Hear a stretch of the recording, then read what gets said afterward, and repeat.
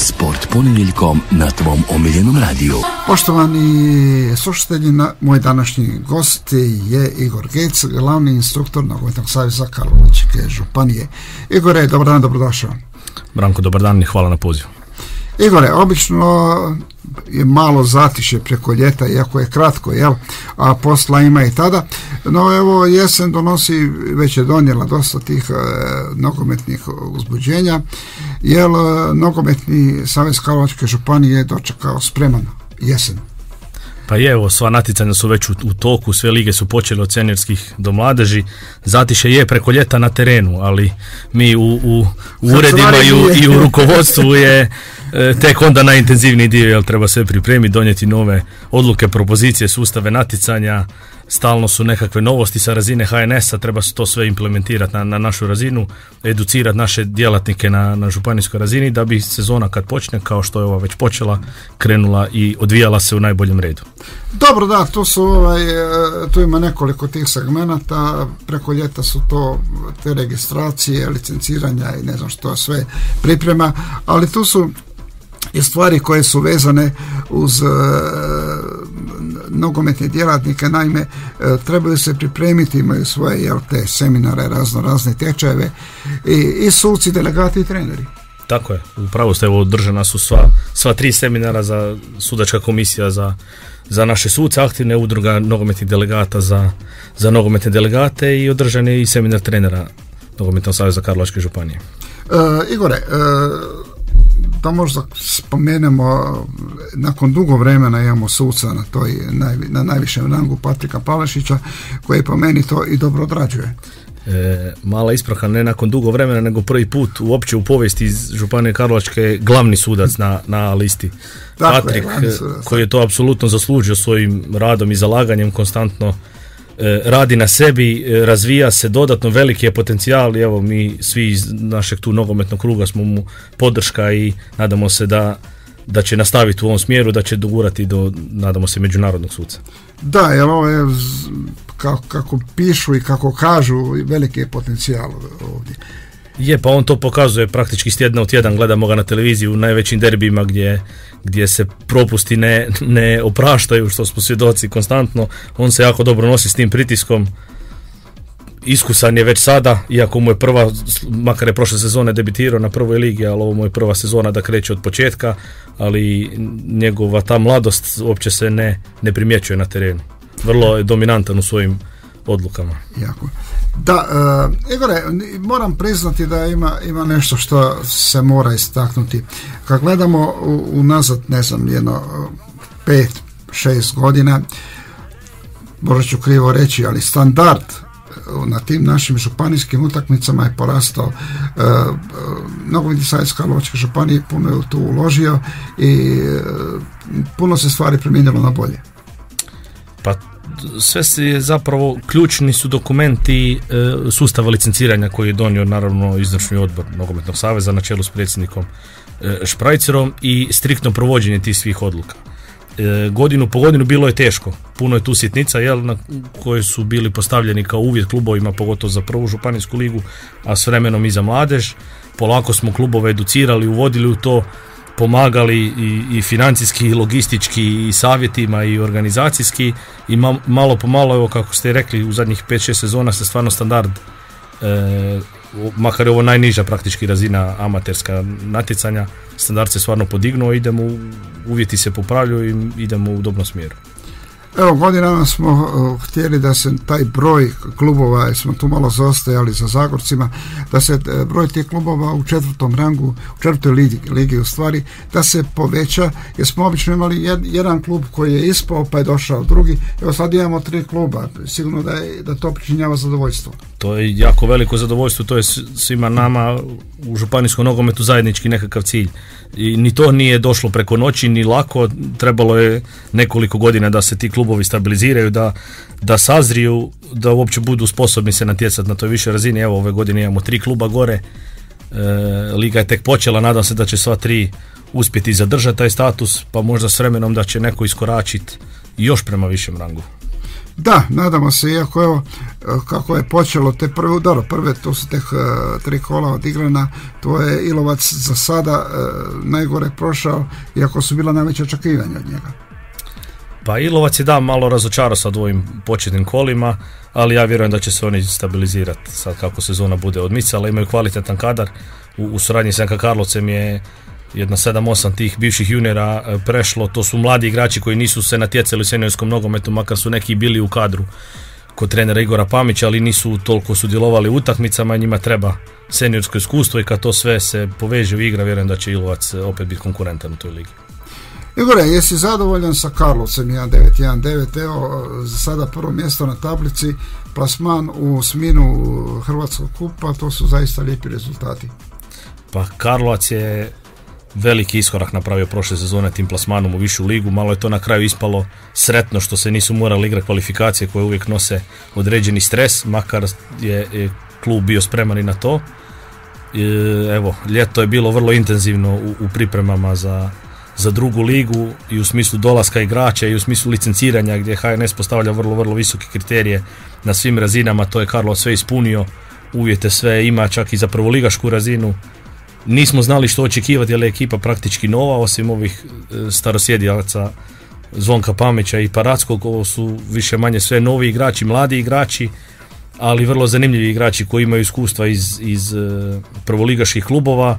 Došli su ovdje potražiti svoju sreću i stabilizirati se i za sad je to, evo, trener Pamić stvarno dobro posložio, odlično guraju u prvenstvu, svi već lagano maštamo i o nečem više, ali ne treba se zaletavati, treba biti kolo po kolo, utakmicu po utakmicu, biti ovdje stabilan pa ćemo vidjeti šta će se dalje otvarati. Ali sigurno da je veliki to poticaj i drugim klubovima i drugim djelatnicima i cijeloj županiji, vidi se jedna pozitivna energija tu u gradu i šire, odmah nekako nogometna atmosfera u krugovima. Da, obično se nogomet u nekoj županiji gleda po tom najboljem klubu koji je. Pa da, stožerni klub je uvijek u fokusu, uvijek je seniorski nogomet najinteresantniji i u fokusu i to posljedično onda vuče sve ostalo. Dobro, razgovarajući sa Igorom Pamićem koji je dosta ovako i oprezan kod izjava, i uvijek plače pred utakmicu, ali rekao je jednu rečenicu koja je možda prisutna kod svih nas koji volimo nogomet u Karlovcu, da nekako u zraku osjeti miris od pred 15 godina, 16. Pa to sam evo spomenuo u prošloj ovoj rečenici. Osjeća se ta pozitivna nogometna atmosfera u gradu, gdje god se pojavimo uvijek je nekako pitanje kad se igra, s kim se igra, gdje se gostuje, da li ima koja ulaznica, da li je večernji termin, kako je ono, ljudi se interesiraju, prate se svi ti transferi, rezultati, ljudi idu i na utakmice, na gostovanja, dosta velika grupa prati Karlovac konstantno po utakmicama, ne samo domaćim, vidi se na domaćim posjetama, stvarno evo jedna lijepa nogometna atmosfera i nadamo se da će se nastaviti to razvijati i da će još više ljudi pratiti naš klub. Igor, ono što je dosta bitno za razvoj nogometa u nekoj sredini, u nekoj županiji, to je ta infrastruktura. Čini mi se da se ide napred, da se tu neke stvari popravljaju, da su neki tereni u tim županijskim ligama sve bolji.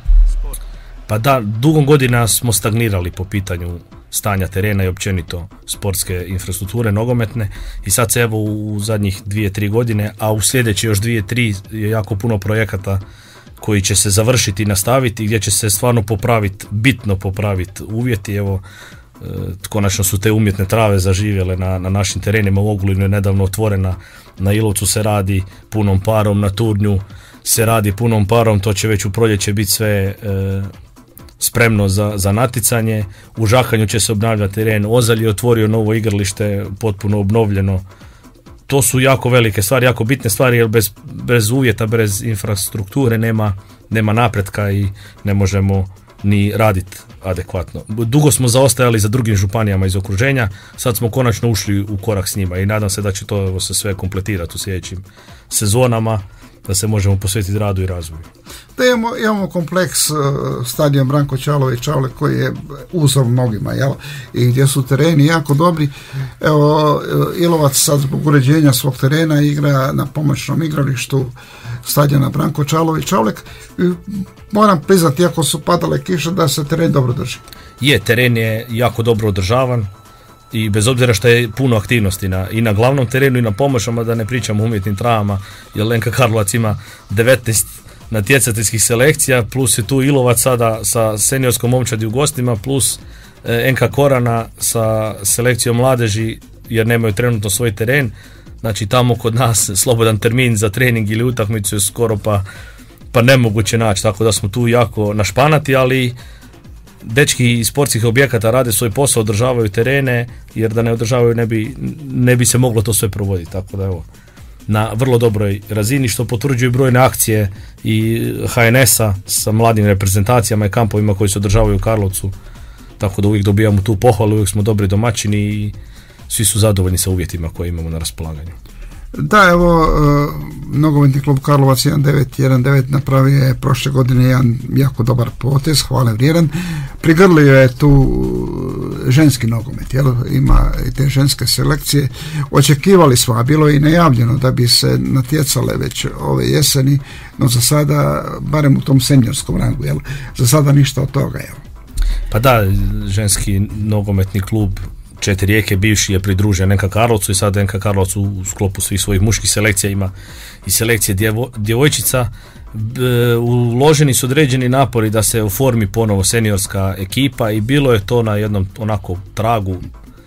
Inicijalno se dobro krenulo, ali onda kad su te neke cure shvatile kakve su to obaveze u smislu treninga i putovanja po Hrvatskoj i svega toga, nismo tu, to jest nisu kolege treneri iz ženskog nogometa ipak uspjeli to oformiti ove sezone. Neće se od toga odustati, radit će se tijekom ove godine intenzivno da na godinu zaživi seniorska ekipa, jer selekcije mladeži postoje, pionirke, kadetkinje, ove godine i najmlađa kategorija djevojčica limačice koje se takmiče na županijskoj razini, tako da tu će kroz sezone koje dolaze kritična masa nekakva djevojčica isplivat za seniorski nogomet sigurno. Ovdje nije bilo kontinuiteta u zadnjih 3-4 sezone, jednostavno kad se odustane od seniorskog natjecanja teško onda ponovo te cure okupiti, one su otišle prema drugim klubovima, našle neke druge interese i obaveze u životu, onda je to teško na novo kuću graditi od krova, jel? Tako da u klubu su se okrenuli ovoj politici od početka, od limačica, pionirki, kadetkinja i nadamo se da će to sad kroz godinu ili dvije situacija se stabilizira da seniorke se ponovno uključuju u natjecanje. Da, kad sam razgovarao s trenerom Marinom Grgićem, on je imao nadu, a uložio je dosta truda da to se skupa prikupi, jel? Je, kolega Grgić je od početka ove godine profesionala za ženski nogomet, što moram istaknuti da smo mi, ne mogu tvrditi 100%, ali prilično dobro upućen, mislim da smo čak jedini u Hrvatskoj koji imamo profesionalca na razini županije za ženski nogomet i on je uložio da puno truda i vidi se napredak u mlađim kategorijama, ali evo do seniorki nije se još to uspjelo formirati, ali s vremenom će doći to sigurno. Da, jer moram, koliko ja vidim, a mislim da dobro vidim, da se dosta ulaže u cijelom svijetu u taj ženski nogomet, pa i u Hrvatskoj. Da, FIFA i UEFA ulažu ogromna sredstva za ženski nogomet, jako je to popularno, imali smo nedavno i svjetsko prvenstvo žensko koje je bilo, vidjeli ste, vrlo dobro praćeno i to je jedan novi trend i mi idemo u skladu s tim trendom i isto tako na svojoj lokalnoj tu razini pokušavamo te djevojčice i djevojke animirati da se priključe nogometu i da aktivno treniraju. Da, evo, kad si spomenuo ovo prvenstvo europsko, svi su stadioni bili puni, kao da muški igraju. Da, pa ženski nogomet ima svoju publiku, u Hrvatskoj to još uvijek nije u toj mjeri, makar se jako puno podiglo unazad 5-6 godina, ali ženski nogomet ima svoju publiku i svoju tradiciju u svijetu, pogotovo u SAD-u i u zapadnoj Europi i mi sad pokušavamo u Hrvatskoj isto kopirati neke europske i zapadnoeuropske modele da bi došli na tu razinu. Poštovani slušatelji, moj gost danas je Igor Gec, razgovaramo o nogometu. Igore, evo, infrastruktura je sve bolja. No, neko vrijeme je bilo problematično, sad su imali, malo smo to spomenuli, svoj seminar i treneri. Kakva je situacija s trenerima? Da li ih imamo dovoljno u Karlovačkoj županiji? Pa i tu se situacija popravlja, ide na bolje. Evo, mi smo unazad godinu i pol dana je skoro 30 novo licenciranih trenera koji su završili svoje edukacije na nogometnoj akademiji, koji su počeli sad legalno raditi u nogometnim klubovima u našoj županiji i to je jedan veliki pomak. Bilo je proces formalizacije i te mikrokvalifikacije za UEFA C licence, gdje su ovi treneri, takozvani stari treneri koji su po prijašnjim nekakvim pravilima i sustavima polagali te svoje licence, morali uskladiti, osvježiti te diplome po novom zakonu o sportu, i taj proces je proveden. Tako da mi smo broj trenera podigli za jedno 20 plus unazad godinu dana, što je za Županiju Karlovačku jako puno. Kako je situacija u klubovima? Da li imaju ti klubovi odgovarajuće trenere? Da li ih ima dovoljno? Da li neki klubovi imaju više trenera koji onda rade i sa mlađim uzrastima? Pa spominjao sam na početku razgovora sustav licenciranja koji je donesen na strane izvršnog odbora i koji se mi trudimo u praksi sprovoditi koliko god je moguće precizno, i tu je uvjetovano broj trenera po kategorijama, po klubovima. Naravno da još uvijek fali, naravno da bi u nekakvom idealnom slučaju još trebalo trenera sa adekvatnim zvanjima, ali pokriveni smo dobro. Evo, na razini županije ja sam upravo prošli tjedan izdao točno 100 licenci za potrebe natjecanja u županijskim ligama. Znači to su i seniorske lige, prva i druga županijska, i lige mladeži.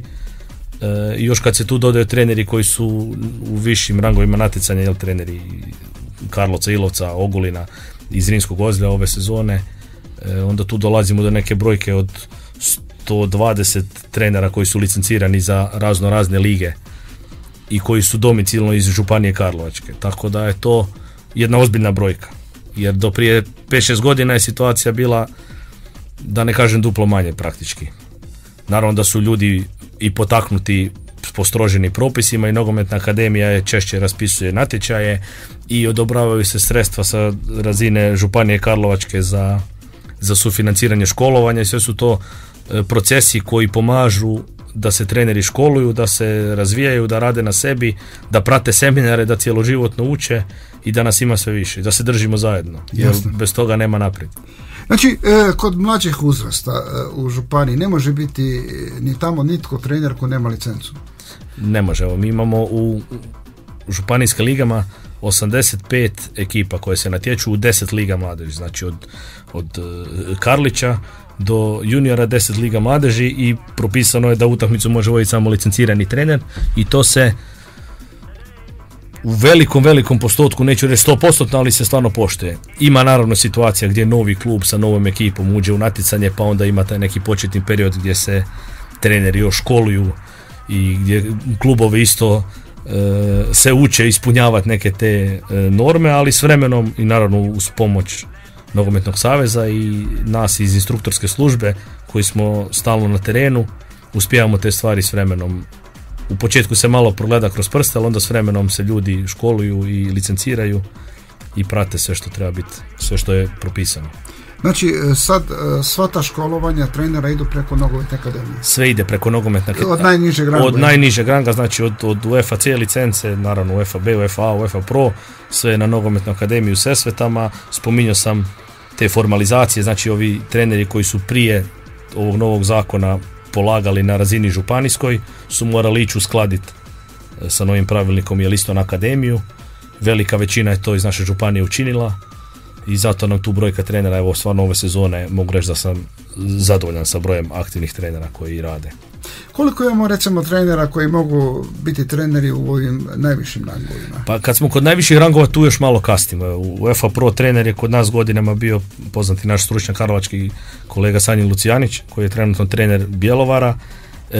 Od prošle godine apsolvent na Nogometnoj akademiji za UEFA Pro kolega Matija Štefančić, koji će nakon dugo godina biti drugi sa UEFA Pro, znači najvišim mogućim zvanjem koje može voditi sve rangove prve. Što se tiče UEFA licenci, tu imamo jedno 10-ak trenera koji djeluju u županiji, tu bi trebalo biti malo više. Sa UEFA B smo na nekih 30-ak, možda mi je koji promaknuo, ali barem ovi koji rade. Valjalo bi još. Što se tiče UEFA B i UEFA A, svakako bi valjalo još, a najtanji smo na specijalizacijama. Znači za vratare nemamo ni jednog trenera baš specijaliziranog za rad sa vratarima, isto tako za mladež. Dobro, možda je dio tu ne alibi, ali možda je opravdanje što je tek unazad godinu ili dvije su uopće uvedeni ti smjerovi na Nogometnoj akademiji, pa se ljudi još nisu na to ni adaptirali ni pronašli svoj interes u tome, ali vjerujem da ćemo s vremenom licencirati ljude i za specijalizaciju. Igore, godinama je bio problem, evo neki klubovi zbog toga su morali ostati u drugoj županijskoj ligi jer nemaju te mlađe uzraste. Kakva je tu situacija, jer su možda formirane kakve nove ekipe? Pa uvijek ima svake godine neki klub formira novu momčad iz početka i mi smo tu iz instruktorske službe jako potičemo klube koliko god možemo, gdje god postoji nekakva kritična masa u svakom manjem mjestu, pa makar za jednu momčad, makar 10 dječaka zajedno sa djevojčicama, uvijek se nekakvi limači ili nekakvi pioniri mogu kupiti. Nažalost još uvijek ima klubova koji imaju samo seniorske ekipe, koji u mladeži ni ne razmišljaju, bez obzira što bi možda mogli u nekim sredinama. Ne kažem da je lako, nije sigurno lako, ali uz određeni trud i animaciju te djece bi se mogle formirati još dodatne selekcije mladeži. Probat ćemo to u narednom periodu ostvariti. Nastavno na to imamo možda jednu ekskluzivnu novost. Kad se tiče instruktorske službe, evo bit će vrlo intenzivno se radi, izvršni odbor na čelu s predsjednikom Šprajcom vrlo intenzivno radi na tome da se konačno zaposle profesionalci dodatno još i za grad Ozelj i za grad Duga Resu, tamo trenutno nemamo profesionalci instruktore, imamo ih u Karlovcu, imamo ih u Ogulinu i u Slunju. Kad bi još ovo zaposlili dvojicu uz kolegu koji je u ženskom nogometu, a imam informacije da je to vrlo, vrlo blizu realizacije i onda ćemo kroz te ljude koji će biti na terenu u tim klubovima još dodatno educirati klubove i potaknuti, animirati djecu da se oforme još dodatne selekcije mladeži. Generalno gledajući, Igore, kakva situacija, interes kod djece za nogomet još uvijek raste? Kakva je to situacija? Ti imaš uvida u cijelu županiju, znaš točno kako je, gdje. Da li taj interes još uvijek je plus? Nogomet je najpopularniji sport i uvjerljivo je najveći interes djece za nogometom, to sigurno bez daljnjega. Mi imamo ove općenite probleme demografske, depopulacije i u manjim mjestima gdje jednostavno nema dovoljno djece da bi se mogla formirati nekakva momčad. I tu mi moramo uložiti dodatne napore da bi tu djecu animirali. I koji su dislocirani, koji žive po selima malo udaljeni od gradova gdje nema toliko mogućnosti da se bave sportom, nogometom i sve ostalo. Ali interes za nogomet je vrlo velik. Evo tu gradski klubovi svi imaju sve potrebne selekcije. Brojke su konstantno godinama sve veće i veće i nama se u ligama mladeži konstantno već 3., 4. sezona da se konstantno povećava broj ekipa u natjecanju. Bez obzira šta je manje djece, manje igrača i svega ostaloga, ali broj ekipa je tu ne pada. Znači ili pomalo raste, ali najbitnije da ne pada. Jasno. Hoće biti kakvih selektivnih programa okupljanja ove jeseni? Pa selektivni program je propisan kalendarom HNS-a, to je više manje uhodano. Evo uskoro sad krajem rujna kreću prve akcije na razini županije. Ove godine ove sezone su selektivne generacije, godište 2012. i godište 2013. i 2014. će ući lagano već u predselekciju. To je sad već jedan uhodan sustav zadnjih 4-5 godina, pogotovo od kad imam na raspolaganju kolege profesionalce po gradovima, što sam sad malo prije pričao. To je jedan ozbiljan rad gdje stvarno djecu iz svih klubova i svih mjesta skupimo, radimo sa njima, treniramo, dajemo im priliku na tim međužupanijskim utakmicama sa drugim županijama, najbolje opet izdvajamo, promičemo prema regionalnoj selekciji. Imali smo sad jedan friški primjer gdje smo, neću reći prvi put, ne pamtim da li je to u povijesti, ali nakon dugo vremena da je jedan dječak direktno iz naše županije, iz našeg kluba pozvan u kamp reprezentacije Hrvatske u 15. To je Patrik Kirasić, koji je inače iz Ogulina, koji je prirodnim putem krenuo sve od predselekcije županijske, pa županijske selekcije, pa regionalne selekcije, pa regionalnih kampova, reprezentativnih nacionalnih kampova i sad do reprezentacije, gdje je krenuo iz malog kluba iz Dobre Svetog Petra, pa je postepeno prelazio u NK Ogulin, pa je na kraju sad došao u NK Karlovac, a da ne pričam o tome da pola Hrvatske ga zove i raspituje se za njega. Stvarno jedan kvalitetan dečko koji može biti primjer svima, da se može iz male sredine upornim radom, uz naravno podršku nas koji u tome djelujemo, da se može doći do najvećih razina. Evo, on je pokazao to, iako smo mi imamo uvijek u mlađim tim reprezentativnim selekcijama igrača s karlovačkog područja, samo što je godinama bila situacija da dečki vrlo rano odlaze, već sad 10 ili 12 godina već odlaze u zagrebačke klubove i onda iz Dinamo, iz Lokomotive, Gorice i okolnim putem dolaze do reprezentacije, onda ovako ljudi koji možda ne prate toliko dječji nogomet nisu ni svjesni da ima naših dečki u karlovačkih koji igraju, evo, kapetan reprezentacije u 15. u 2010. godištu je Dino Bader Trajanovski, dečko iz Karlovca koji igra u Limačima Karlovca. On je kapetan reprezentacije, znači da li postoji veća čast od toga? To je stvarno na ponos svima nama. A mi ćemo se truditi i trudimo se da ti dečki, pošto sad i Karlovac napreduje kroz te rangove i mladeži i seniora, da te dečke zadržimo i u NK Karlovcu, pa da ih imamo još više koji iz naših klubova participiraju u reprezentativnim selekcijama. To je ono što mene najviše sakira, što ti mladi igrači, ne znam, od 12 godina već pa do 15 odlaze iz Karlovca, iako Karlovac sad nije u niskom rangu, dosta visokom rangu, i onda ajde, ako odu Dinamo i Lokomotivu, još ajde, nekako čovjek to, a kad odu u neke klubove nižeg ranga, onda mi je to jako sakira. Pa to je sve proces, pričali smo o uvjetima, to se popravlja, infrastruktura, rangovi, znači ne samo prva momčad, nego od ove godine su kadeti juniori u drugoj nacionalnoj ligi. Sve selekcije pionirske i mlađih pionira se takmiče na razini središta, znači mi tek od Limačana niže NK Karlovac ima ekipe u županijskom rangu. Tu je već veliki iskorak i to je prvi osnovni preduvjet da ti dečki najtalentiraniji ipak ostanu ovdje, da ne odlaze prerano, jer nije lako uspjeti u drugoj sredini. Puno je tu faktora koji utječu od škola i svega, ne smijemo zaboraviti da su to djeca još osnovna škola i da je tu pubertet i sve ostalo. Teško će se ostvariti puni potencijal kad neko ode, kak se kaže, trbukom za kruhom u nepoznato. Mnogi otpadaju iz tog procesa prerano izgore, razočaraju se i onda ih izgubimo općenito za nogomet, a to nikako ne želimo. Bolje da su tu, da idu u Karlovac u školu i da treniraju u Karlovcu. To je najbolja za ulicu. Naravno da oni najbolji će uvijek ići i da trebaju ići prema Dinamu i prema Lokomotivi i prema vrhu prvoligaškog nogometa, to se podrazumijeva, ali nije iz svake generacije 10 najtalentiranijih, to može biti 1 ili 2, a ovih drugih 8 ili 9 trebaju biti ovdje. Igore, posla je cijelu godinu, sad će ga biti ove jesen i spreman si za sve izazove, jel? Pa da, pričali smo da je bila ljetna pauza koju smo mi vrlo aktivno proveli. Kratka je bila. Da, vrlo smo aktivno proveli i iskoristili, sve smo pripremili, evo, natjecanje su krenula, selektivni proces je krenuo, seminari su obavljeni, svi smo puni elane, entuzijazma za novu sezonu i nabrijani, da. Igore, hvala ti puno što si došao, hvala puno na razgovoru, hvala puno na informacijama. Hvala na svemu, rado se odazivam uvijek. Puno sreće u radu. Hvala.